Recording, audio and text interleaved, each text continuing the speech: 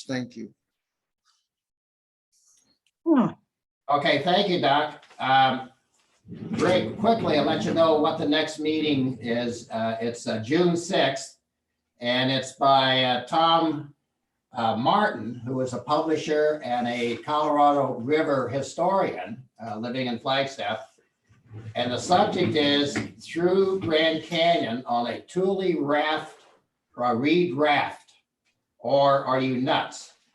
John Wesley Powell made the first documented descent of the Colorado River through the Grand Canyon in 1869, but was his trip really the first? And Tom is going to explore that with us. So I'm going to go ahead and introduce our guest speaker. And this is sort of a novel way to have a meeting with having an actual live interview, but it's a real pleasure to welcome Francis Walker with us tonight. And I think I'd like to also welcome members of SARC, the Southern Arizona Rescue Council Incorporated, and SARA, Southern Arizona Rescue Association as well. And thanks you guys for participating. And you'll find out why that's relevant here in just a moment. But very quickly, a thumbnail sketch of Francis is that last month she turned 91. She's seen a lot of history, some of which she has made herself.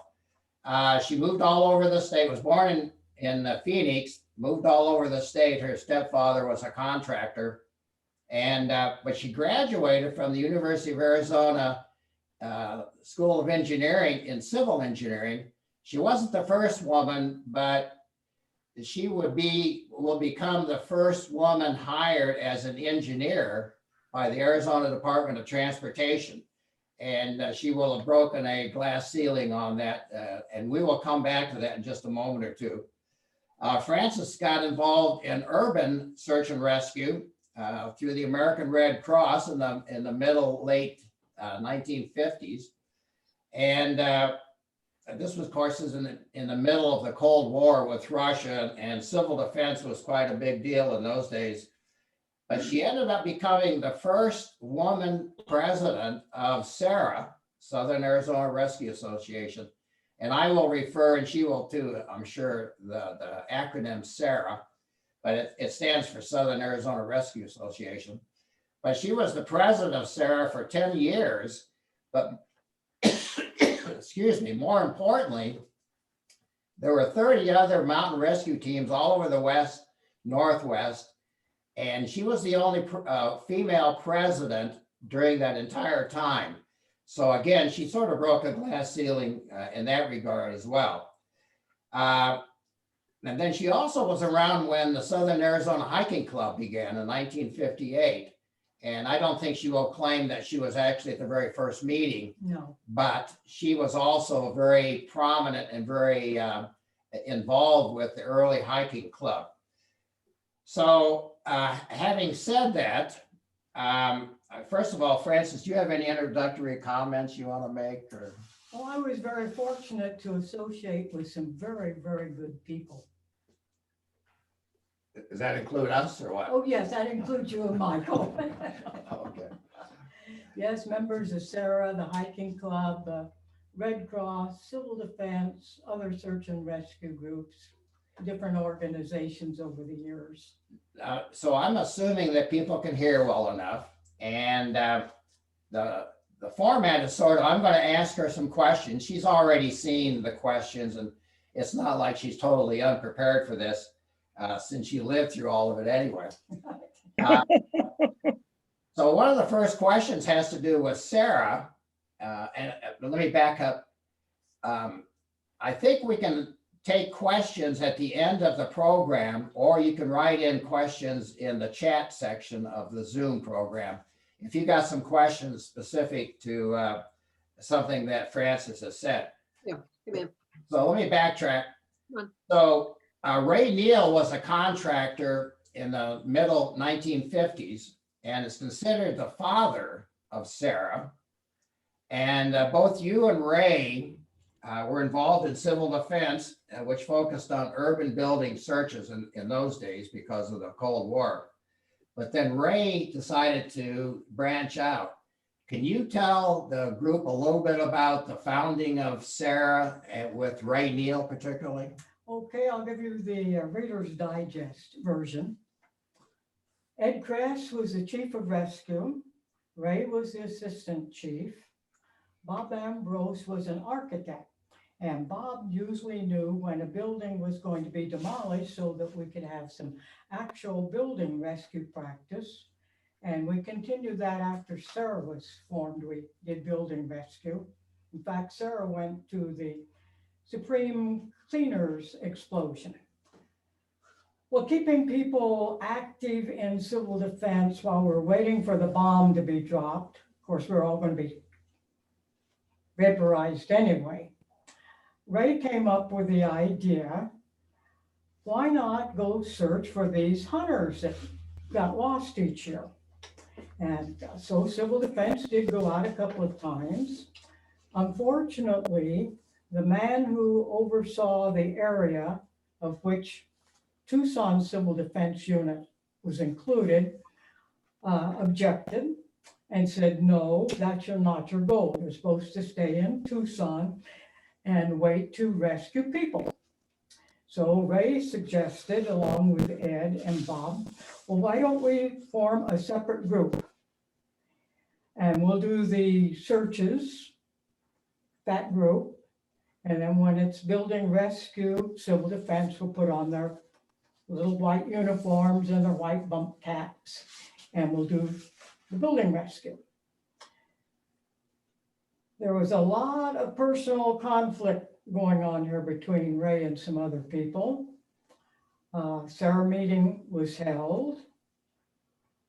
And according to Ray, one of the men who had supported the idea of a separate search and rescue didn't show up, but he did notify the Board of Supervisors as well as the head honcho for civil defense that this group was trying to split up civil defense. And there was a big battle that almost came to blows. And as a result, Ed, Ray, and Bob, and some other people all split off and formed Sarah. Okay, so can you elaborate a little bit on Ray's personality, because he's Ray pretty... was one of these very strong-minded fellows. He was a big raw-boned fellow, and he could outshout anyone. He got an idea in his head, he carried it on. In fact, he had a telephone and a typewriter, and he wasn't bashful about using both of them to point out any shortcomings of any organization or any particular person. He would telephone them, he would write them letters, and he would also write letters to the editor of the newspapers. So he was what you would call the alpha male, super alpha. So he also wrote to, didn't you say Canada? Oh, yes. Now that came up. Teams in the Northwest, et cetera? Yes, that came up.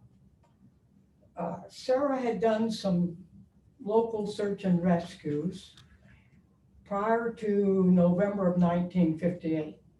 And then when the boys were lost in the Santa Ritas, Sarah members went down to help, and they were assigned to be roadblock people and keep out anyone who was just, interested in seeing what was going on.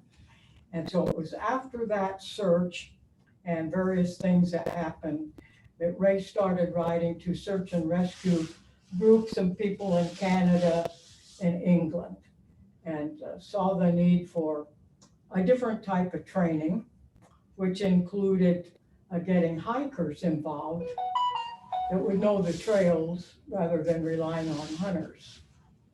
And among the hikers, we got people from the U of A Ramblers, as well as the Southern Arizona Hiking Club. And among the first university students that we recruited, we had Tom Harlan, Don Morris, and Eber Glendinning and their wives. They joined Sarah, and then we continued to get more hiking people.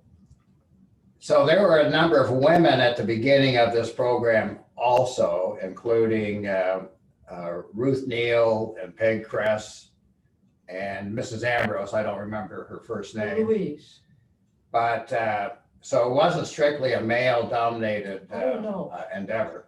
Right from the beginning, women were a part of Sarah, and I remember Ruth Neal and Peg Cress spending hours selling tickets to a baby show for us to raise funds to buy a truck.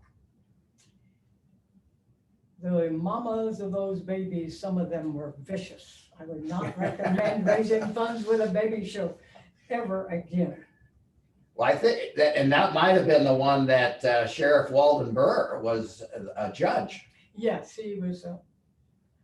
You He know, was their sort of a master of ceremony. that's kind of gutsy for the sheriff to be the judge of a baby concert or show. But that was how some of the money was raised initially for radios and a truck and what have you in the early days. That's right, and members donated what they could. We used to pass my husband's hat at the meeting, and you put in your loose change so we could buy gas for the truck. We were returning from a search, and the Sarah truck was approaching Ryan Field, and it had a blowout. Then the spare, which wasn't very good, you could see the thread through the rubber. And so we had to get on the telephone and call members and ask them if they would be willing to contribute to help buy a couple of tires for our, what we called our yellow peril, which was a yellow painted van. And Ray was quite a builder. I mean, he dabbled in gadgets and what have you. And so he built some stretchers, Oh, some yes, other he things, right? built a wheel for the stretcher. And then we had members that when we could get enough money together to buy these Heathkit radios, Steve Mott and some other fellows would sit around their kitchen tables and assemble the radios for us. And our stretcher, one of the men from a search and rescue group in Scotland came over. He had heard about it. And Hamish wrote a nice article about it. Yeah, Hamish McInnes, I think Yes. you're referring to. And Ray took him to the sheriff's department to introduce him. And Hamish was a little wiry fellow who wore his kilt. And a couple of the deputies, according to Ray, started to snicker, but one looked from Hamish and they backed off. Of course, that little skin do, which is a knife that you carry in your sock when you're wearing your kilt, might have caught their attention also. Yeah, I bet. So 1958 is generally considered the birth year of Sarah. And as you mentioned, there are actually a couple of incidents before the Boy Scouts got lost and ended up dying on Mount Wrightston. Yes. But during that same time, Ray was very, maybe not obstreperous, but was pretty controversial with the sheriff. I mean, there was a lot of headbutting there. Oh, yes. Ray was one of those fellows that was not the least bit bashful if he saw something that he considered to be a shortcoming. And he didn't mind telephoning people, writing them letters, and also letters to the editor. And it happened, for example, Sarah has always required a medical qualification before you could go out in the field. And Sarah members all were taking an American Red Cross first aid course. The sheriff's department didn't require first aid. This came to Ray's attention. Red Cross was willing to set up a course days, evenings, weekends, whatever. Sheriff Burr was not interested. So Ray got out his telephone and his typewriter. He started contacting the board of supervisors, etc. And as a result, Burr saw that some bad publicity was really going to come down the road. So as a result, in October of 1965, 20 men from the Pima County Sheriff's Department came to Red Cross First Aid course. And I was the one who was asked to teach it. Yeah. I was a little hesitant being a Sarah member because I knew there was, that Burr was very angry with Ray and also with Sarah. But I went ahead and taught the course, and among the people, we had Ken Sturgeon, who's active with the Sheriff's Department, Search and Rescue. We had Ted Brandis, who was in charge of the property room, but he also got involved with Search and Rescue. And at that time, for many years, the sheriff was not required by law to do search and rescue in his county. And it wasn't until they had a fiasco that happened up near Cave Creek in Maricopa County that caused a lot of bad publicity for the sheriff up there. Sarah volunteered to go help for the missing woman and children, and we were turned down. I don't know why the sheriff up there didn't call on the military for helicopters, because we had been using helicopters here in Tucson from DM. News crew and a helicopter hired by one of the TV stations in Phoenix found the bodies of the woman and a couple of the kids. The little dog was still alive. The other child wasn't found for several months, and that was by dove hunters. So there was a lot of pressure applied to have the sheriffs actually responsible. That was the excuse that the Maricopa County Sheriff said, that he could not spend county funds on search and rescue. And so upshot, among those of us who were interested, not just here in Pima County, but across the state, Ted Brandis and I went up to Phoenix and we spoke to Senators Barr and O'Connor. Had I known that O'Connor was going to be the first woman Supreme Court Justice, I might have asked for her Autograph. Yeah, right. Okay, so you were the president of Sarah for 10 different years. How did you get along with the various sheriffs? How did that work? Good and bad, or what? Most of the sheriffs, it was very good. Burr could not accept the fact that Sarah had actually elected a woman as the president. Burr didn't particularly, let's put it this way, he didn't think that women should be in such a role in search and rescue, much less a president. And periodically, something would happen between him and Ray, and he would ask Ted Brandis to tell me that if we didn't kick Ray out of Sarah, that Sarah would not get called again. Civil defense, the fellow who had such a personality clash with Ray, they were feeding stuff to the sheriff. At one point, in fact, when I was president, I got a call at my office at work from Major Lyons and come down to his office immediately. Well, I'd already been tipped off by a person in the sheriff's department what was going on. So I called Tom Harlan and we went down and met with Major Lyons, who informed us that the sheriff's department was taking over our equipment. And I said, no, our members purchased some of this. Some of it was scrap stuff that they gathered up and rebuilt to use. And he said, no, it was public. And I said, no, we had circus to raise funds for our radios. And he said, well, that was public money. I said, but it was our circus. So he was very insistent that they were going to take over Sarah's equipment and there'd be no more Sarah. It'd be Pima County Search and Rescue. So I looked at Tom. Tom looked at me. I looked back at Tom and his very nice, gentle voice. Tom informed Major Lyons that according to our bylaws, if we disbanded, all of our assets would go to a nonprofit search and rescue group. And since we were members of the Mountain Rescue Association, we would give it to one of the MRA units. And so Major Lyons looked at us and just sort of grunted. And so Tom and I got up and left. And that put an end to that. You won, We won. was what it amounts to. Okay, so do you remember the first search and or rescue you went on? It was in the spring, about 1958, and it was a toddler, little girl, probably about 2 years old, who had wandered away from her home.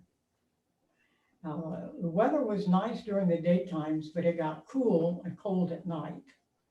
And she was out all night. There was some question, there was a big drainage ditch that maybe she had fallen into that. And but she was okay. She was found the next morning. She had survived the night just fine. So that one ended happily, Yes. but some of them haven't. No. There was one where we had a couple of boys who had gone up onto Pontotoc Ridge looking for an old Spanish mine. And on their way down, they started running, and one of the boys fell off. They went over the edge. Now, for those who don't know where Pontotoc is, it's in the Catalinas. It's in the front part of the Catalinas, the Tucson side. And the other boy, who was right behind him, almost went over. And he was about 13 years old. And so we got the call. Well, of course, there was no way we could get down to the body. Ed Kress had joined up with some other folks to set up the base camp with the Sarah truck.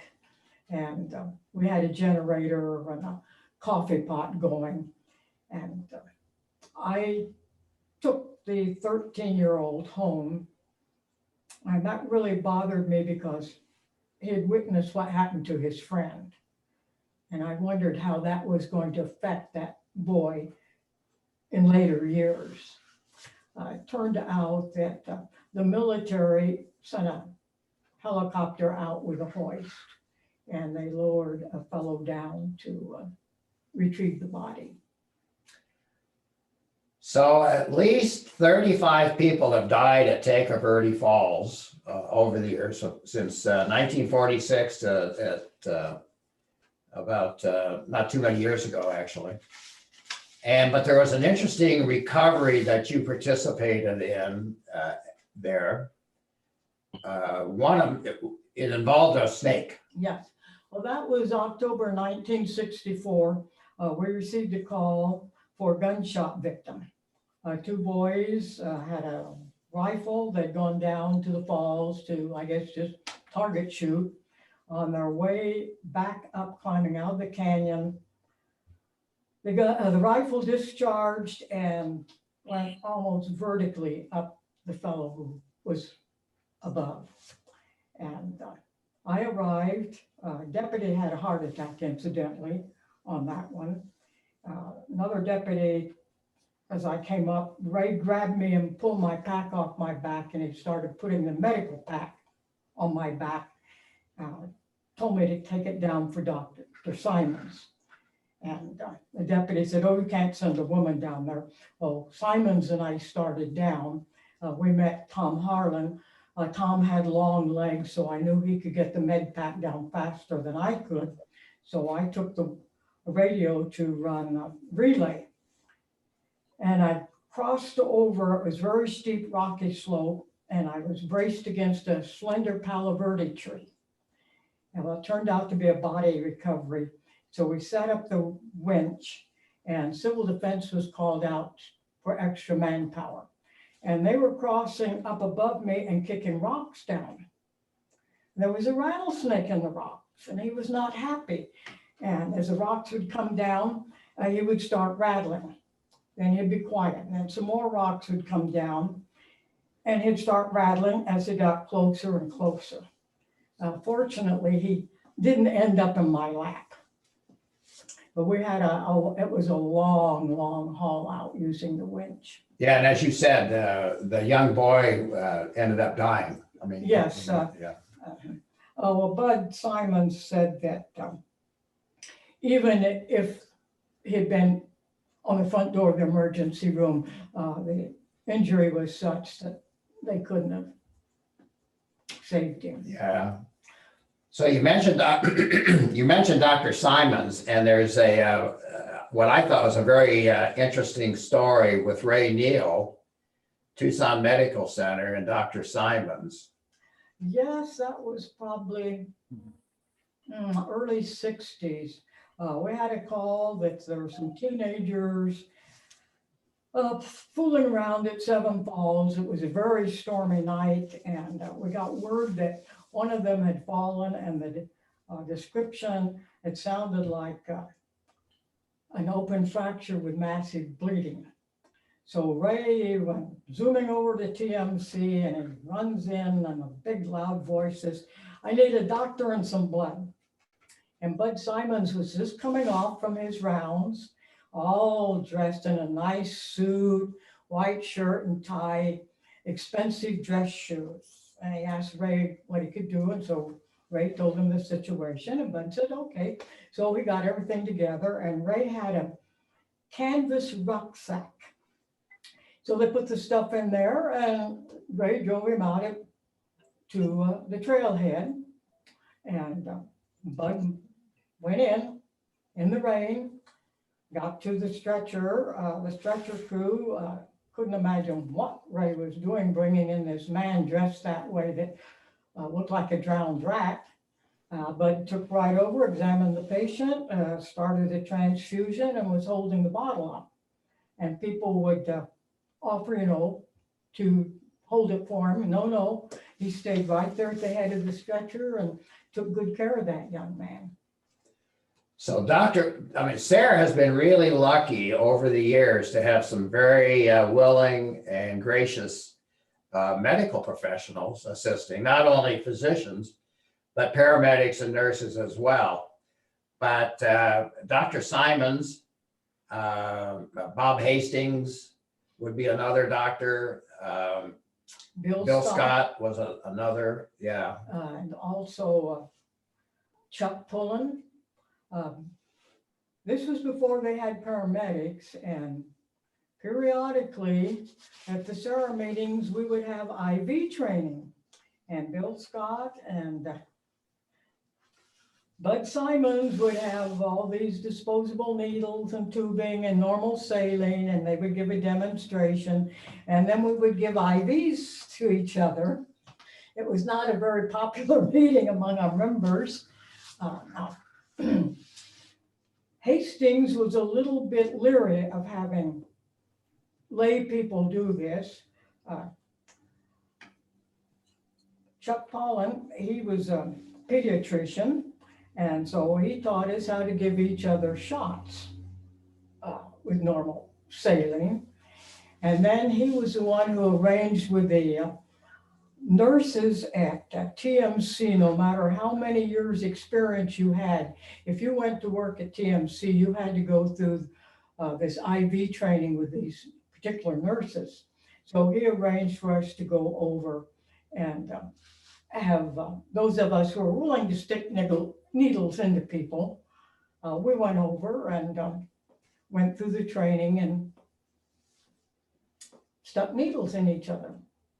And then we had a rescue out at Brown Canyon. A cowboy had been injured, and an ambulance had been dispatched, but they decided they needed help to carry the guy out. So Sarah got the call, and we had him in the Stokes, and we were radioing back. We had the Mars radio group doing from the scene of the accident out to our doctors. And the one who happened to be available was Hastings. So he got the information about the signs and symptoms, the blood pressure, etc. And he said, start an IV. everyone left the stretcher except for Sue Clemens and me. And we're staring at each other. And I said, well, you're a nursing student. You want to do it or shall I? And so she started it, and then she rode in the ambulance after we carried the fellow out to the ambulance, and wrote everything down, had a great takedown of everything that she did and when she did it. Dropped him off at St. Mary's, handed off her information, and someone misplaced it. And that poor cowboy wasn't seen for several hours, but he finally did get seen.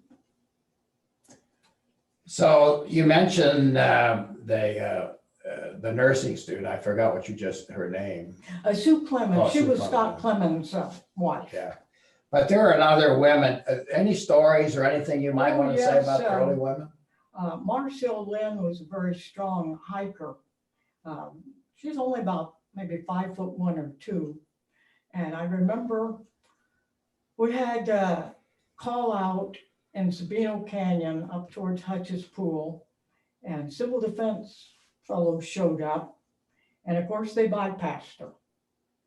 But she kept just chugging right along, and soon she bypassed them, and then they would bypass her.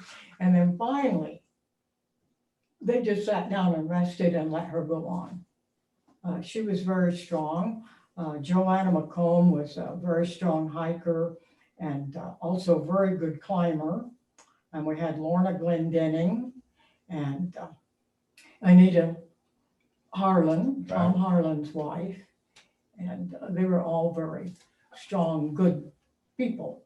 You know, I think it's important that the younger people in any endeavor, and in this case, we're talking about search and rescue, understand that the things that they're able to do today, the equipment, the techniques and what have you, were built on the shoulders of people like yourself. Yes. Mm-hmm. And I think that needs to be stressed, which I guess is what I'm doing right now. Yes, we didn't have all this nice lightweight clothing, and we were all delighted when we got a hold of Celtic pack frames for hiking and backpacking because they were so lightweight and nice, and we had to order them from the fellow who made them in his garage. Oh yeah, Glenn Kelty, I think. Mm-hmm. Yeah. So in 1971, a lady hiking in Organ-type National Monument disappeared.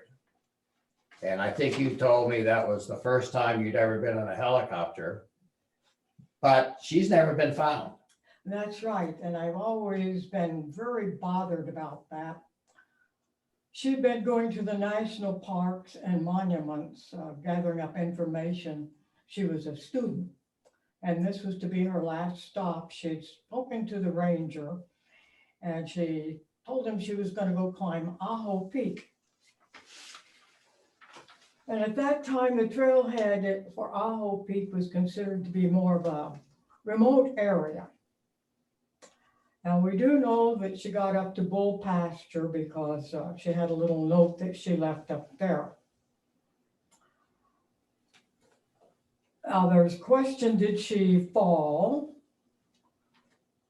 Or did something happen to her? And I've always considered that she was abducted. There was a note left that she left on the windshield of her car, something such as, if I'm not back by 4 o'clock, notify the ranger. The car was unlocked and her purse was on the front seat. I think that she saw something or someone that she shouldn't have. So the monument superintendent hired a helicopter. And since I was lightest weight person, I weighed around 90 some odd pounds at the time, I was the one who went up in the helicopter. The pilot had a cold, and every time he sneezed, he closed his eyes. And we're flying very, very close to the cliffs. And I could just think, oh man, that just a slight deviation, the rotor blades are going to hit that cliff. But we never did find her, and eventually the search was called off. But several of us, on weekends and holidays, we still continued to go down and look for her, but she was never found. Yeah, there's at least probably almost a dozen people that have been looked for over the years in this area that have never been found. And that would be one of them. That was one, and then there was a young man up in the Catalinas who disappeared. His buddy came out several days later, scaring the daylights out of some young men at Hutch's Pool. They had a metal detector with them. They were hunting for what they called the mine with the iron door. And the buddy that came out was wearing cowboy boots, and the heels of the boots were worn off. He was in very bad shape. Unfortunately, he apparently was addicted to drugs, and so his memory wasn't very good. But Chuck Ryder and I found one place along the Sunset Trail, based on his description, they'd had a .22 pistol with them, and they'd done some firing, and we did find the empty cartridge shells there. And then another place where this fellow, he described some hippies, and he said they had a cobra in their camp. So we knew, he's not all there. But he also described a knife in a tree. Well, on the Box Camp Trail, we did find a knife off the side of the trail that was stuck in a tree, a paring knife. So he may have seen that. And from the description of the place where he last saw his friend, the friend was supposedly having an asthma attack, and so the buddy was to go out and get help. You could hear cars going up and down the highway. And this young man, according to his parents, his asthma was not bad enough to keep him out of the military.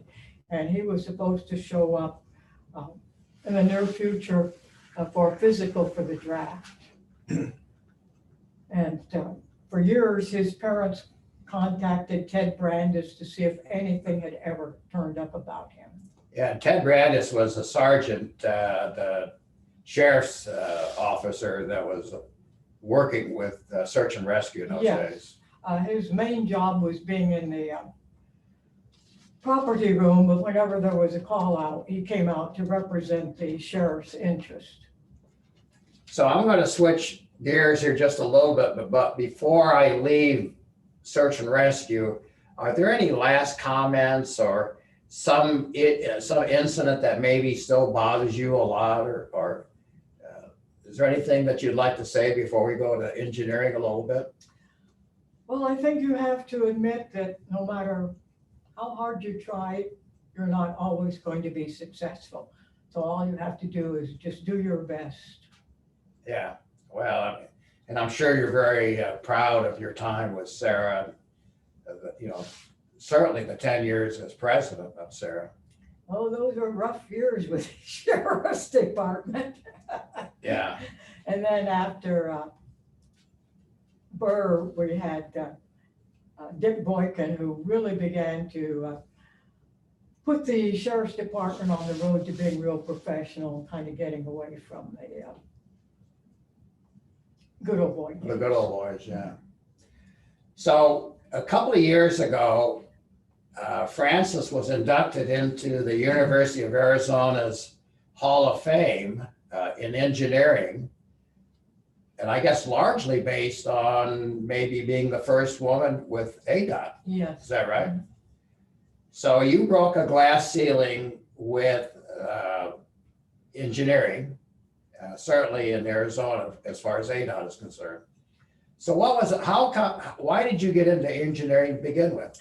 Well, as a child, I went through all kinds of ideas of what I wanted to be. And I was thinking very seriously how nice it would be to be an archaeologist, sit on a prehistoric garbage dump and dig through the rubbish to see what people ate, what they discarded, look at human bones and try and figure out what injuries they had, Were they malnourished?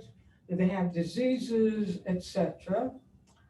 But having been around heavy construction, and I saw the handwriting on the wall, there were some problems with my stepfather. His drinking had increased, and I realized that I probably was going to have to help support my younger siblings. And as an archaeologist, unless you have a PhD and can get a job teaching, or you can get someone to give you lots of money so you can go out and do a dig, you really couldn't support a family. Yeah, ain't gonna happen. So I decided to major in civil engineering, and it was a good career. I enjoyed it, and it's kind of fun to go back and drive over some of the roads that I helped design. Yeah, Frances was telling me earlier tonight that she learned to drive a bulldozer before she learned to drive a car, right? Right, I did the bulldozers first and then learned to drive in a dump truck. Yeah. Had a terrible time though trying to double clutch. That was before the days of the synchro mesh gears. So in 56, you graduated from the U of A in civil engineering. And how did you apply to ADOT then? Well, I went around to sign up for interviews with different companies. Shell Oil, the man, I used my initials. And when I arrived, I introduced myself, and he and another man were sitting there, and the fellow who was to do the interview looked at me and he said, as long as I'm doing the hiring, Shell Oil will never have a woman engineer. However, the highway department, because the interstate was going to start soon, they needed more engineers. So they had developed a program for young engineers, and Bill Price came down from Phoenix and met with us at the student chapter of the American Society of Civil Engineers. And I thought, oh, that'd be nice. So I'd like to have an application. And he said, this program was designed for men. I doubt that the highway commissioners would hire a woman. Well, I wanted an application, so he finally gave me one. I think it may have been because Professor Workwist, who was head of the civil engineering department, was standing behind me, and he was a big raw-boned fellow who could really frown. And so maybe that was it. And I've always suspected that one of the highway commissioners had a daughter, and that's why I was hired. And I spent a couple of years working in all the various departments, and then settled on design. And in order to get the title of engineer, we were called engineers in training at that point, you had to become a professional registered engineer. Well, most of my classmates went to California because you only needed 2 years of professional practice to take the exam there. Arizona, you had to have 5 years of professional practice before you could take the registration exam. So I took the exam. Fortunately, I passed it on the first try. I don't know if I would have been willing to ever try it again. And so I got the title of professional engineer and became the District 2 design engineer for the southern part of the state. And had some nice fellows working under me. So at this point, you were the only woman Yes. engineer with ADOT, right? For several years. For several years. Oh, okay. So there are several dozen projects that you worked on during your career with the state of Arizona. A couple that I know about is one is the interchange at Miracle Mile and Oracle, which is next to the cemetery, and you had a little story about that. Yes, most of the interchanges that we did in the old days were simpler than what they are now. And of course, over the years, they've been redone to handle the heavier traffic loads. Well, when I was working on this project, I had to meet with the manager of the cemetery. And he was concerned, about us taking some right away, but we weren't going to get back where the graves were. And he pointed out that the graves that are closest to the roadway are less desirable. People don't want to have their loved ones buried close to a busy highway. Maybe they figure that it'll disturb them. And he said that one day, elderly woman, formerly from Tucson, flew in from California and said she wanted to buy a plot. And so he was going to show her the more desirable ones back away from the road. And she said, no, she wanted to be right up front where the action was. And she bought her plot right up by the front. So there was a project out on Highway 83 from I-10 to Sonoyta where you were threatened to be shot. Oh, yes. We had several projects between, well, at that time it was Benson Highway, which became I-10, Right. and Sonoyta. And we realigned, moved the highway various places. And on one of the sections, the location crew came in very upset. The rancher had threatened to shoot them with a rifle if they didn't get off his property. Now, the right-of-way that we were going to take took out just a very small corner of his property. Now, I did not look up to see if he actually owned it or if he was just leasing it under the Taylor grazing rights. But the party chief who had tried to talk to the rancher said, no, this fellow meant business, and so did the other fellows on the crew. So the word went up to Phoenix about the problem, and a few days later, the word came down, San Francis. This rancher's an older fellow. He'll be a gentleman. Surely he won't shoot a woman. Well, I wasn't all that enthused, having interviewed the party chief and some of the crew members about this rancher, but I agreed to go. And one of the fellows in my department, Steve Corrales, wanted to go with me. And I said, no, Steve, if anyone's going to get shot, he might shoot a man, but not a woman. But Steve insisted, so I said, okay. So we drove down. I was driving the state car, and I parked in the man's driveway, but well back from the house, give him a chance to see. And soon he comes out with his rifle. And he's standing there, so I open up the car door and I step out with the door between me and him. Of course, that's not going to stop a rifle bullet.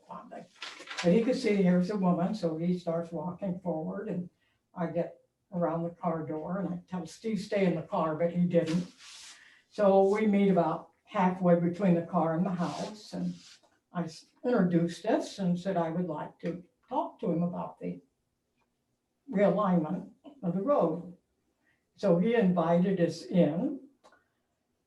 We went in, sat down, and there on the living room wall was a large oil painting of Senator Barry Goldwater.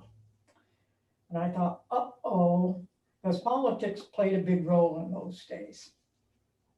So we had a nice long talk, and he said, nope, wasn't going to lose that little bit of property, that he would talk to Senator Goldwater. So we left. A couple of weeks later, we got word to put a curve in the highway and not take that little piece of property. Goldwater came through to one of his voters. Yeah, so one of his patrons there. Right. Yeah, exactly. But he wasn't the only one.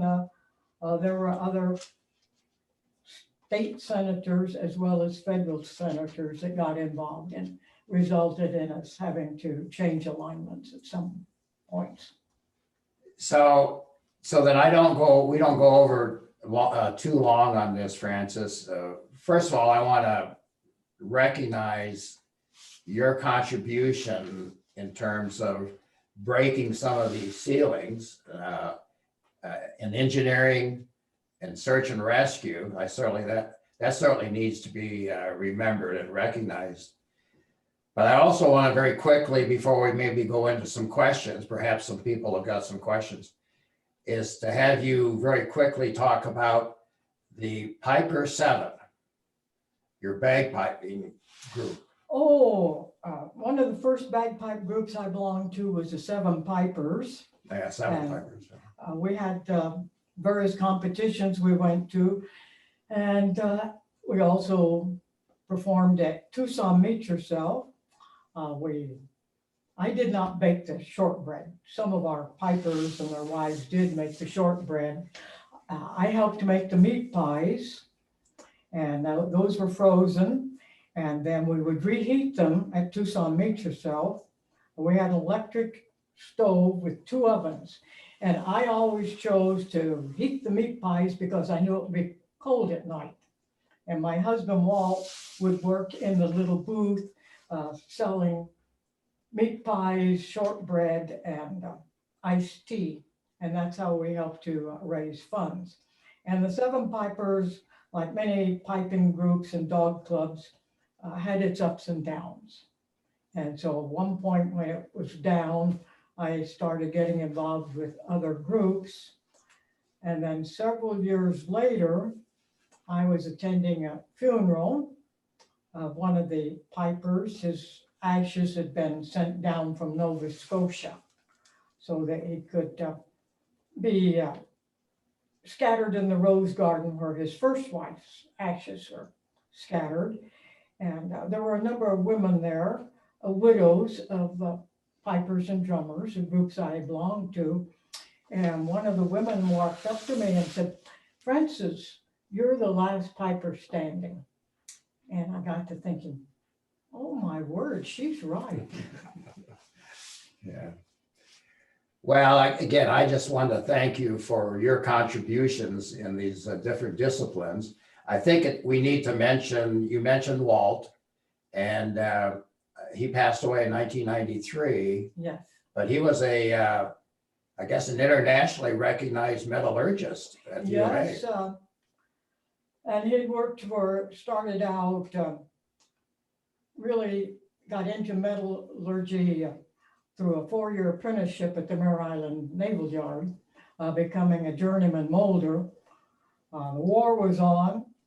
He and most of his class joined the Navy. He was in the South Pacific, and then he came back. He was one of the fortunate fellows, no injuries, and went to the university on a GI Bill plus working. And then he did consulting work. In fact, right after his death, a letter arrived from Singapore, a group wanting him to help them with some cooling tower problems they were encountering during heavy storms. So he probably would have flown off to Singapore on that had he lived. Well, Frances, I'm going to wrap this interview up. I think that there perhaps will be some questions, at least I'm hoping there might be. Jeremy, are you out there still? Yes. Hi. Thank you. Very good. Are Thank there you any questions in the chat, or how do we do this now? Yeah, well, we could ask people to click the raise hand button, and if they have a question, there's a comment in the chat that thank you for sharing your amazing stories and memories, Frances. Sarah and the local community are lucky to have you. So, okay, so here's one. It says, Frances, I was the neighbor to Tom and Anita Harlan and have been in contact with Pippin, which is their son. May I have your email address to send to him? He may want to invite you to Zoom speak on a monthly lecture series he has started. So maybe we could get back to Ron at some point, right? Mm-hmm. It's ironwoodpiper@gmail.com. ironwoodpiper@gmail.com. Mm-hmm. Okay. Yes. Are there any other questions out there? Anyone from Sarah that might have a question about something? No? Well, we might mention the hiking club. Oh, yeah, I'm sorry. Sure. We had for some really great trips until the lawyers got involved. and put an end to a lot of stuff. In fact, Pete Collier gave a very nice talk to the hiking club shortly before his death about some of the things we did. And Eber Glendening led some fabulous trips. And some of them, once the lawyers got involved, were not publicized for the hiking club. But I remember one trip before the lawyers, we went up to the Navajo reservation. There was a couple from Phoenix that heard about the trip. No one knew them, but Eber said, "Oh, sure, come along, everything's going to be fine." We had a terrible time making our way down into this canyon. We finally got down. We planned to go downstream, which we did for several hours, and then we found water backed up. Okay, we aren't going to be able to get out that way, so we headed upstream. And going along 3 days later, and we came to a waterfall, and in front of it was a plunge pool, and it had quicksand in it. And it was getting dark that night, and we weren't certain we were going to be able to get out of this, but there was a break in the canyon wall and a bunch of rocks and stuff. So we thought, well, maybe we can get up there. So I was the one who left the campfire, went up this little slope a ways, thinking, oh, you know, this is a great place for snakes. On my way back down, I was distracted by the beautiful moonlight, and I stepped on a rattlesnake. I knew immediately when I stepped on him what had happened. I moved as fast as I could, but he was faster. I don't think I hurt him too much because I switched out of my hiking boots into a pair of tennis shoes. And I wonder, what am I going to do? This is back in the days of tie, cut, and suck. I had the Sawyer's snake bite kit, but I wasn't going to let anyone cut on me. Besides, I figured I'd have to get myself out. But you got nailed by the snake. I got nailed by him. Yeah. And so I went back and I figured, well, no point in getting people excited. This couple from Phoenix were already panicking. They were very upset. We weren't going to have enough food to get back. How were we going to climb out? We had a terrible time climbing in. So I thought I'd better just be quiet. That was back in the days when they had those horrible tapered blue jeans.